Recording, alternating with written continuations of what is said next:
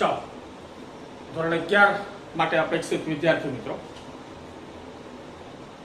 Last time શુદ્ધ પદાર્થો એમાં તત્વ અને સંયોજન પર આપણે વાત કરી. હવે જે આપણું રસાયણશાસ્ત્ર ચાલુ થાય છે, બરાબર, એ થોડી સામાન્ય બાબતો છે, એ કોઈ એકચ્યુઅલ રસાયણશાસ્ત્ર નથી. એટલે કઈ બે વાતો આવડી જાય તો એવું સમજવું નહીં કે મને ઊંડાણપૂર્વક રસાયણશાસ્ત્ર આવડી ગયું. હજુ તો બહુ મોટી વાતો મિત્રો બાકી છે, બરાબર. આ તો એકદમ સામાન્ય બાબત છે હવે જે આવી રહી છે, બરાબર. વચ્ચે થોડો જેટલો લોટ છે એ પતે પછી પાછું ઓરિજિનલ એકચ્યુઅલ રસાયણશાસ્ત્ર શરૂ થાય. એ જે સમજી શકે, બરાબર, એને ખરું, બરાબર. તો આ ધ્યાન રાખજો. દ્રવ્યના ગુણધર્મો અને તેનું માપન, આ વાતો આપણે કરવાની છે. દ્રવ્યના ગુણધર્મો અને તેનું માપન. બસ આજે આપણે આ એક એસઆઈ સિસ્ટમનું ટેબલ જે છે એ આજે આપણે જોવાના છે. દ્રવ્યના ગુણધર્મો, તો કે કોઈ પણ દ્રવ્ય હોય એના બે પ્રકારના ગુણધર્મો હોય છે, બરાબર. ભૌતિક ગુણધર્મો અને રાસાયણિક ગુણધર્મો.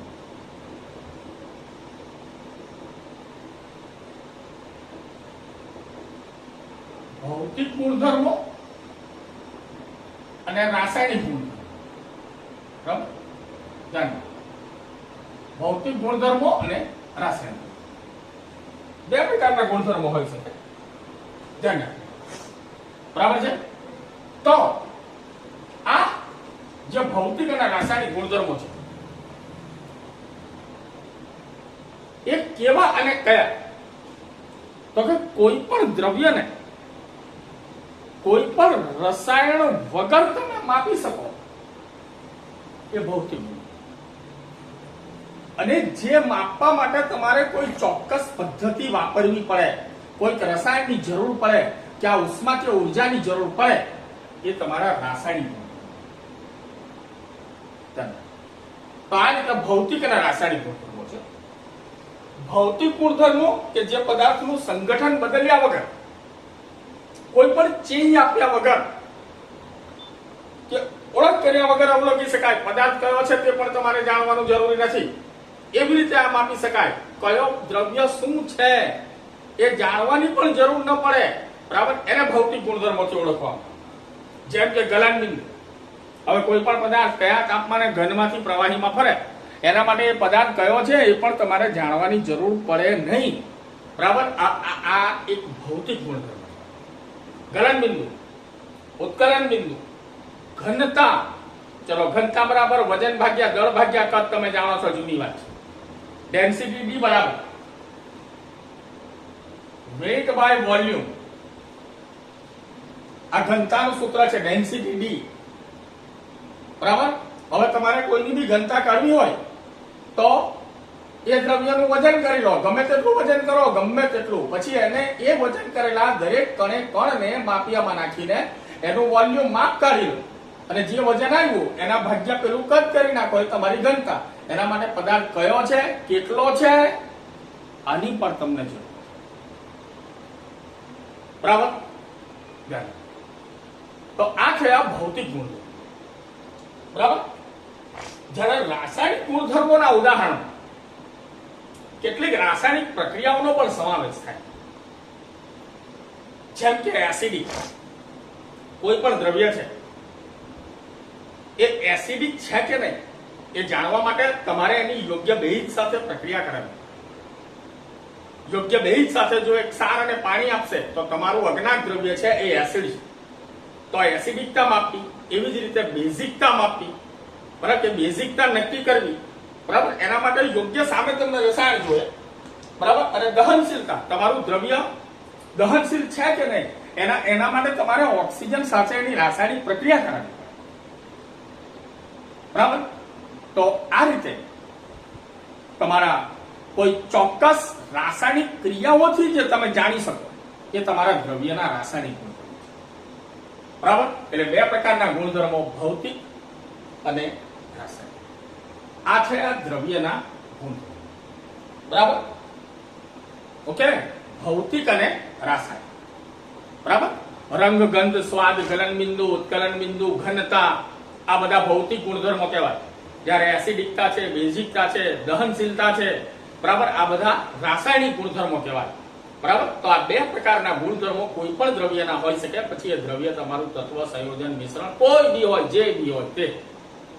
બરાબર? આ છે. ચાલો હવે આપણે જઈએ માપન. માપન આ શું વ્યવસ્થા છે? તો જૂનવાણી સમયની અંદર મિત્રો દરેક પ્રાંતના લોકો પોતાની રીતે વ્યક્તિગત માપન પદ્ધતિનો ઉપયોગ કરતા હતા. બરાબર? વ્યક્તિગત માપન પદ્ધતિનો ઉપયોગ કરતા હતા. સમજી લો. બરાબર? જેમ કે ચલો આપણે ત્યાં હજુ પણ જૂનવાણી એક શબ્દ છે વજન માટે, શેર. હવે તમે યુએસએ, અમેરિકામાં જઈને શેરની વાત કરો તો એને ન ખબર પડે. ચોખ્ખી વસ્તુ છે. બરાબર? એવા દેશી શબ્દો પાછો શેરના, શેર એટલે 500 ગ્રામ આપણો જૂનવાણી ખ્યાલ છે. એનો પાછો અડધો 250 ગ્રામ હોય તો અચ્છેર, અડધો શેર, પાસેર. હવે આપણા જૂનવાણી માપનના ખ્યાલો છે એ આખા વિશ્વના લોકો ન જાણતા.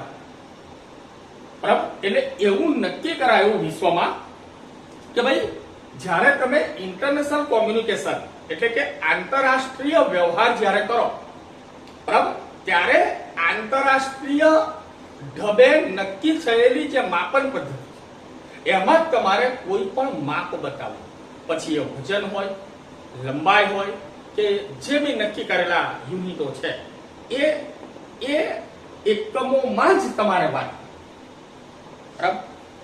તો આના માટે સૌપ્રથમ, બરાબર, જથ્થાના માપન માટે માનો કે કોઈ લખીને આપે કે ચલો એક ઓરડાની એક દિવાલની લંબાઈ 6 છે. તમને ખાલી કોઈ 6 લખીને આપે તો ખબર શું પડે કે આ 6 છે? પહેલા તો પ્રશ્ન ઉભો થાય કે લંબાઈ છે કે કેમ.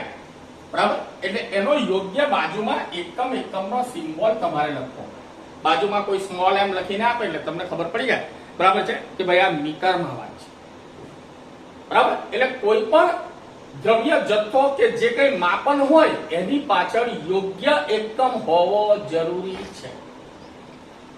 તે પણ પાછો આંતરરાષ્ટ્રીય ઢબે નક્કી થયેલો જે એકમ હોય, બરાબર, એ એકમ તમારે દ્રવ્યની પાછળ લગાડવો. આવા નિયમો બનેલા છે. બરાબર? એની થોડી ઘણી વાત આપણે અત્યારે કરવાના છીએ. બરાબર? તો સૌથી જૂની માપન પદ્ધતિઓમાં જુદા જુદા બહુ પ્રયત્ન થયેલા મિત્રો. બરાબર? બહુ જ પ્રયત્ન થયેલા માપન માટે કે ભાઈ આને આ એકમમાં માપવું, આને આ એકમમાં માપવું. બધી બહુ પદ્ધતિઓ આવી ચૂકેલી છે. બધી ફેલ બી ગઈ પદ્ધતિઓ. બરાબર? સૌથી પહેલા ઇંગ્લિશ પદ્ધતિ અને મેટ્રિક પદ્ધતિ. બરાબર? આવી બધી પદ્ધતિઓને આ તમારે ફૂટ, પાઉન્ડ, સેકન્ડ ને બધી બહુ એફપીએસ ને બધી ઘણી બધી પદ્ધતિઓ આવી ગઈ છે. બરાબર? સીજીએસ, એમકેએસ ને બધી લોટ્સ ઓફ એમ. બરાબર? ચલો, પણ સૌથી જે સ્ટાન્ડર્ડ જેને કહેવાય, બરાબર, એ પદ્ધતિ છે એસઆઈ પદ્ધતિ. એસઆઈ એકમ પદ્ધતિ. બરાબર? એસઆઈ એકમ પદ્ધતિ આ ધ્યાન રાખો. અને આ પદ્ધતિને પહેલા આપણે એસઆઈ નું ફૂલ ફોર્મ જોઈ લઈએ. તો કે ફૂલ ફોર્મ શું કહેશો? તો કે આપણે એવું જાણીએ છીએ કે સિસ્ટમ ઇન્ટરનેશનલ. બરાબર? તમે તમારા જૂનવાણી ખ્યાલ પ્રમાણે એવું જાણતા હશો કે સિસ્ટમ ઇન્ટરનેશનલ. બરાબર? હવે અહીંયા લખેલું છે એનું નામ સાંભળજો તમે. લી સિસ્ટમી ઇન્ટરનેશનલ ડી યુનિટ્સ. લી સિસ્ટમી ઇન્ટરનેશનલ ડી યુનિટ્સ. આવું એનું નામ આપો.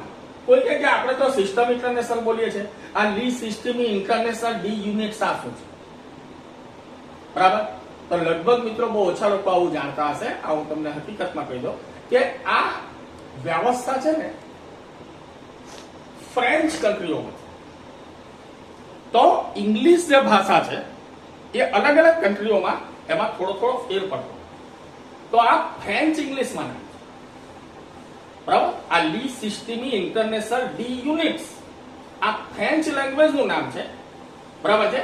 જેમ કે ચલો આપણું ઇન્ડિયાનું ઇંગ્લિશ હોય તો આપણે સિમ્પલ વસ્તુ કહીએ છીએ કે ભાઈ એ ઈ આઈ ઓ યુ ની સામે એન લગાડાય, કોઈ ઐતિહાસિક વસ્તુની સામે ધી લગાડાય. આપણા ઇંગ્લિશના ગ્રામેટિકલી બધા રૂલ છે, બરાબર.